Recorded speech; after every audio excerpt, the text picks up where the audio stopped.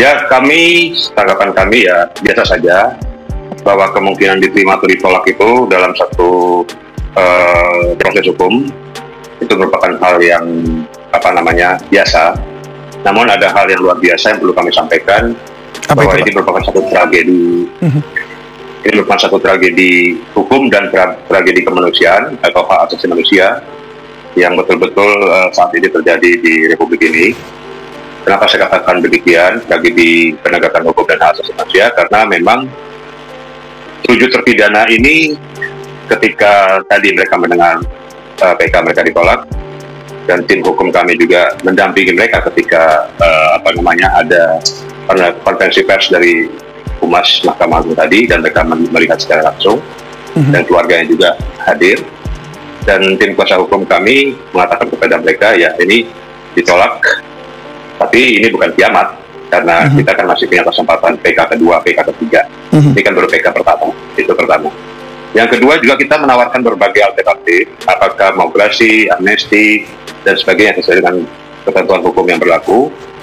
Dari para terpidana, khususnya 7 terpidana yang mengatakan sampai membusuk pun kita di dalam penjara ini kita tidak akan mengajukan gerasi atau apapun, karena kalau kita mengajukan gerasi maka kita harus mengakui bahwa kita bersalah, sedangkan kita tidak melakukan apapun, tidak bersalah dalam hal ini. Jadi kami menolak untuk melakukan gerasi itu.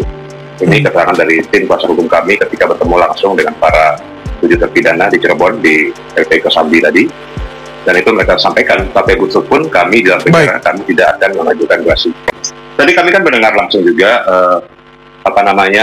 konferensi pers yang dilakukan oleh Humas Mahkamah Agung tersebut, yang menyebutkan bahwa pertimbangan hukum yang dibacakan Humas berdasarkan pasal 263 KUHP itu, pertama tidak ditemukan kekhilafan hakim, yudek faksi dan yudek juris, maupun hukum yang diajukan bukan hukum. Kalau kita melihat bahwa dikatakan tidak ditemukan kekhilafan hakim. Nah, pada saat kami mengajukan PK yang diperiksa di pengadilan di Cirebon, itu kami sudah mengajukan beberapa kekhilafan hakim yang kami sampaikan kepada hakim yang memeriksa saat itu. Nah, ini tidak dipertimbangkan siapa saksi yang melihat terjadinya pembunuhan. Sampai sekarang kan saksi mata yang melihat langsung terjadi pembunuhan tidak ada. Yang kedua, peran para pelaku. Siapa otak yang menyuruh melakukan, siapa yang melakukan, siapa yang membantu melakukan atau turut serta. Nah, ini kan tidak jelas. Semuanya dijadikan satu dalam satu putusan seumur hidup. Padahal kan harus ada siapa otaknya atau menyuruh melakukan, siapa yang melakukan, siapa yang membantu melakukan atau turut serta membantu melakukan. Ini tidak ada. Nah, yang kedua, novum atau bukti baru sudah kami ajukan yang tidak pernah diajukan di depan peradilan pada tahun 2016-2017 yang lalu. Adapun novum yang kami ajukan itu adalah ekstraksi data percakapan SMS di HP antara korban dan saksi Widi serta Mega yang tidak pernah diungkap sebagai bukti di pengadilan pada saat sidang pertama. Yang kedua, ada 4 orang saksi yang belum pernah diperiksa di sidang pertama, belum pernah diperiksa baik di tingkat penyidikan, baik itu di tingkat peradilan pada tingkat pertama. Ada 4 orang saksi yang melihat langsung bahwa kejadian tersebut adalah kecelakaan tunggal. Yang ketiga adalah barang bukti atau alat bukti yang dipakai. Nah, pada saat pemeriksaan fakta persidangan, faktanya adalah bambu yang dikatakan dipakai itu baru dibuat sebagai barang bukti ketika terpidana Sudirman. Jadi bambu itu baru diambil ketika terpidana Sudirman, itu baru dipotong bambu itu dan dijadikan sebagai barang bukti. Kemudian batu yang dikatakan dipergunakan, batu pun itu baru dicari bersama Sudirman dan disuruh Sudirman memegang batu itu, mengambil batu itu. Nah, ini tidak pernah diperiksa. Yang ketiga adalah visum et repertum maupun otopsi mayat. Pada saat kami melihat visum itu dan kami memaparkan hasil visum itu dengan ahli, bahwa dalam visum itu tidak terdapat apa yang dikatakan kematian akibat tusukan benda tajam atau luka tusuk. Itu tidak ada. Saya seorang pengacara tentu berbicara hukum dan pasal dan ketentuan peraturan yang ada di negara Republik Indonesia ini. Berbicara sepakat atau tidak sepakat, saya sepakat kepada aturan yang berlaku ataupun undang-undang. Sebagaimana diketahui dalam pasal 263 ayat 2 huruf A itu, yang dikatakan adalah bukti dalam pengajuan PK itu adalah adanya keadaan baru yang luar biasa ataupun istilahnya novum. Nah, novumnya ini yang mereka sebut itu sebagai novum bukanlah keadaan baru yang luar biasa. seperti hal yang disampaikan itu ada saya dengar visum, yang kedua ada saya bilang ekstraksi data. Nah, kita berbicara visum dulu. Visum itu sudah pernah diperiksa ataupun diadili di Pengadilan Negeri Cirebon. Begitu juga dengan ekstraksi data yang disampaikan oleh rekan tadi. Ekstraksi data itu sudah dilampirkan juga di dalam berkas perkara para terpidana. Akan tetapi ya terkait dengan mereka ingin membuktikan ekstraksi data atau tidaknya itu, mereka juga seharusnya ya di dalam Pengadilan Negeri Cirebon itu membuktikan ekstraksi data itu semua. Itu kan sudah dilampirkan dalam berkas perkara kan gitu. Terus yang kedua, di dalam putusan tersebut juga mereka telah mengajukan banding ya sampai kasasi dan lain-lain. Dan sekarang ini juga telah mengajukan permohonan PK. Nah, kemarin mereka menyatakan akan percaya kepada Mahkamah Agung Republik Indonesia, Hakim Agung yang akan mengadili ini. Nah, tiba-tiba setelah diputuskan Mahkamah Agung menolak putusan PK itu, mereka menyampaikan tragedi hukum. Jadi saya tidak kaget lagi apapun yang mereka sampaikan terhadap penegak hukum gitu loh. Artinya bahwasanya yang benar itu menurut mereka itu adalah diri mereka sendiri, itu silahkan saja ya. Akan tetapi perlu diketahui sesuai dengan pasal 263 ayat 2 huruf A tersebut, bahwasanya keadaan baru itu harus dapat dibuktikan. Tidak ada itu keadaan baru dalam permohonan PK yang diajukan mereka. Terus berbicara terkait dengan hasil putusan PK ini bagaimana? Terus terang ya, yang namanya orang yang menang itu pasti mengucapkan terima kasih, dan yang kalah itu pasti sibuk mengklarifikasi. Jadi kami secara pribadi dan mewakili keluarga besar korban mengucapkan ribuan terima kasih, khususnya kepada Hakim Agung Mahkamah Agung Republik Indonesia yang telah objektif dalam mengadili perkara ini. Karena kami sedikit pun tidak ada melakukan intervensi apapun, dan kami serahkan sepenuhnya kepada para penegak hukum.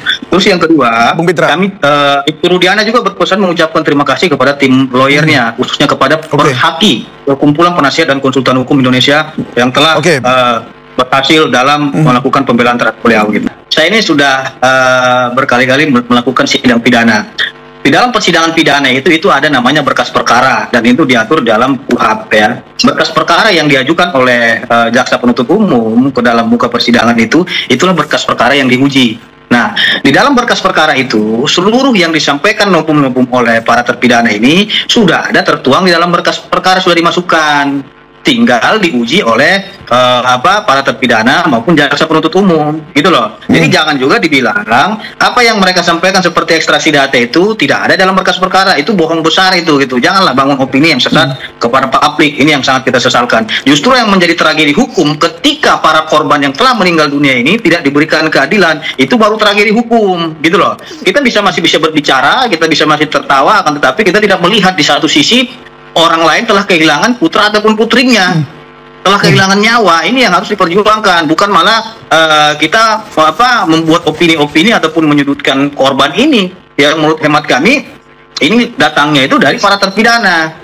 Seharusnya mereka menghormati putusan yang telah berkekuatan hukum tetap ini, karena lembaga penegak hukum dalam hal ini Mahkamah Agung Republik Indonesia adalah hakim yang memberikan putusan terhadap perkara ini. Jangan juga setiap putusan yang dikeluarkan oleh penegak hukum mereka anggap tidak benar semuanya gitu loh. Dan ini sudah diuji baik dari tingkat pengadilan negeri, pengadilan tinggi maupun kasasi Mahkamah Agung gitu.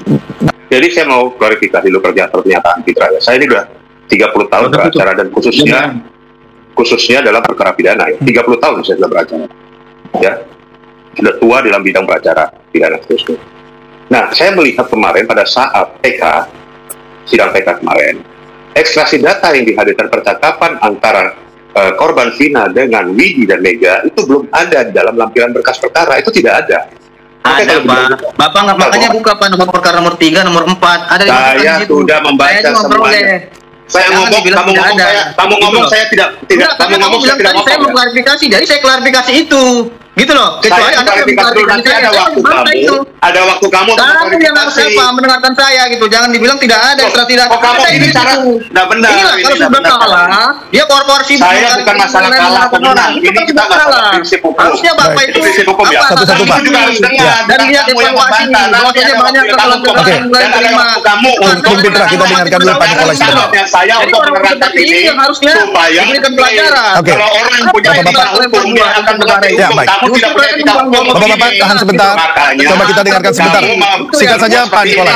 Kami tidak menyalahkan siapa-siapa. Kami akan menempuh upaya hukum. Oke. Kami tidak menyalahkan siapa-siapa.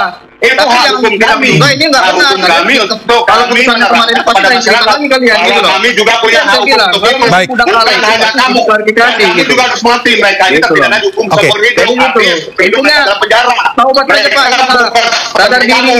Ya. Masih ada peluang-peluang kami Bung Pitra, membela ditahan mereka sebentar. pro bono. Pak Nikolai, Kami simpulkan membela sebentar. seperti kamu yang membela karena dibayar.